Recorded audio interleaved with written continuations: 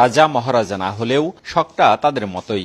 রাজারা শত সহস্র স্ত্রীকে নিয়ে একই প্রাসাদে থাকতেন। তিনিও এক বা দুই নয়, এখন পর্যন্ত 6টি বিয়ে করেছেন। একই ছাদের তলায় থাকেন 4 স্ত্রীকে নিয়ে। রাজশাহী পবার যুবক ASM জুবায়ের হোসেন জুয়েল মণ্ডল। তার ভাষ্য, ধর্ম ও দেশের প্রচলিত আইন মেনে জীবনকে উপভোগ করতেই এত বিয়ে করেছেন।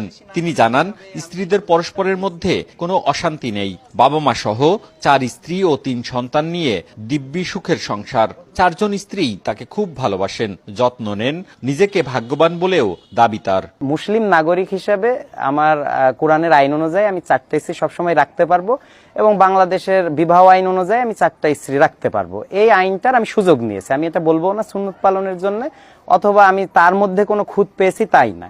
এরপরে আমি তাকে জানাই যে আমার একাধিক বিয়ে করা প্রয়োজন। কারণ হচ্ছে যে এখনকার সমাজে অনেকেই আছে যারা বাড়িতে একটা বউ আছে কিন্তু প্রতিদিনই বা মাসে বা যেই হোক অনেক সময় অনেক মেয়েদের সঙ্গে তারা একটা খারাপ সম্পর্কে লিপ্ত হয়।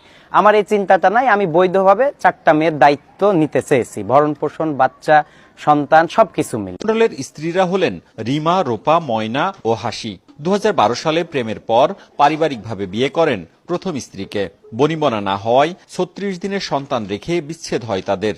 শিশু সন্তানকে বড় করার পাশাপাশি ভুগতে থাকেন বিচ্ছেদের যন্ত্রণায়। এর কিছুদিন পর জুয়েল বিয়ে করেন রিমাকে। পরে বউ হয়ে আসে রূপা। চতুর্থ স্ত্রী